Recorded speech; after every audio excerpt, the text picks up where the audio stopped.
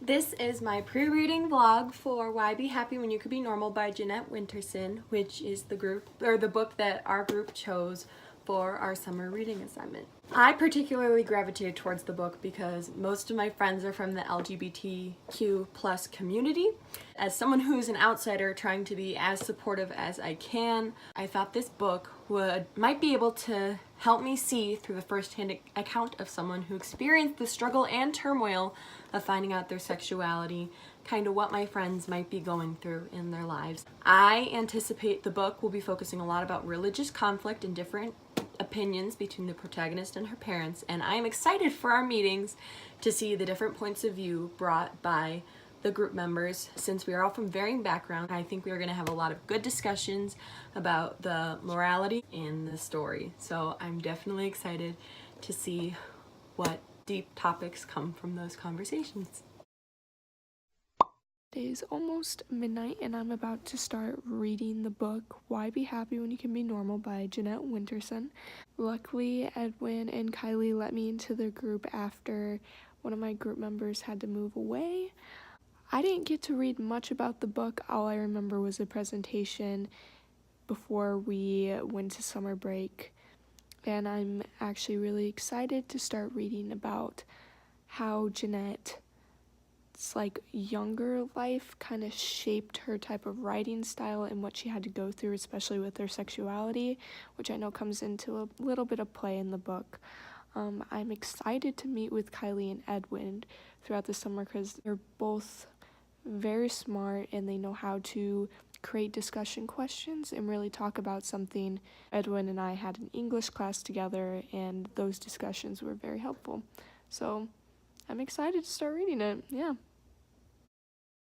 Okay, so this is my pre-reading vlog for Why Be Happy When You Could Be Normal by Jeanette Winterson. And the reason why me and Kylee chose to read this book was because of the fact that it was an LGBTQ book. LGBTQ plus books for me are easier to read and are more fascinating for me to read because they're more talked about in this day and age and in this society because everybody is more open to them.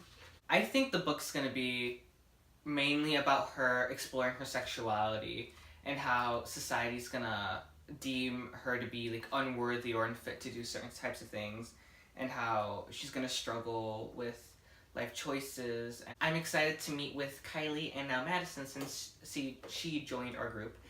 They're good at creating discussion and we're good friends, so we know how to bounce off of each other's ideas, and so it'll just be a really fun experience to read the book with them. How would people read this book if they are or not religious / don't follow Christian belief? I grew up in a religious family, obviously not as strict as Jeanette's. We went to a church where all the pastors were gay, so I have a very close relationship with religion. I'm Roman Catholic, so it's kind of like a thing with Christian. They're not really similar, but they have a bunch of similar aspects.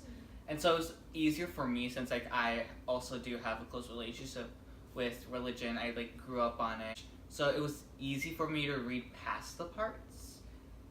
For me personally, I know I'm the one given the question, but compared to these two, religion wasn't super heavy in my life. My parents did not take me to church. Reading some of these parts, it was still a little bit uneasy for me, but I've always been that way with religion. Do you guys think there are still as many people like Mrs. Winterson today in society, or has society changed throughout the years?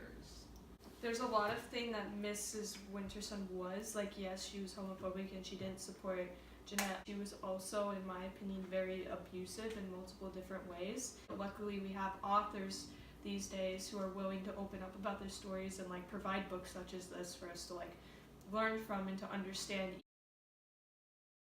Between the two situations is, while homophobia, I think that it used to be very open and now it's become that people have to keep it to themselves more. It's not something you openly broadcast and it's not something many people will know.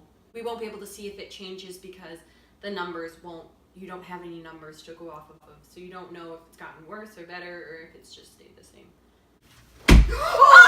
Why is the measure of love lost? I don't even know what this means. Basically, you never know how much you love something until you lose it, which is kind of like sometimes a cliche statement within our like society. It is a very true statement, kind of twisted in a way. I think in our society, and even back then, we're moving at such a fast pace all the time that we don't take time to sit there and like remember the little things about people that like makes them important to us. She needed to take every single moment seriously. Like, didn't she have that really big breakup where she fell into that like deep hole? Yeah. And then it took her such a long time to get out of it. Yeah. Because she did. I think that's when she truly realized she could love someone. And in the first part of it, like chapters 1 through 5, it happened again through chapters 6 through 10, and like how it just like that question just kept recurring throughout her life. It's showing how like she's had loss so much. So I just finished Why Be Happy When You Could Be Normal yesterday, and I wasn't able to sit down and record this yet, but generally I enjoyed the plot, but I didn't like her writing style where it was very vague and kind of just jumped around, just personally because I have such a hard time focusing, and when she was kind of jumping around it was hard for me to follow, which probably isn't good, but that's just my personal preference. I don't know, I think the character herself, while it was very good for the story, was hard for me to follow because it's not someone that I really see myself in, so I had a hard time with some of her decisions, and I think the character and the writing style were my main issues, but other than that, I thought it was a really inspirational and insightful book.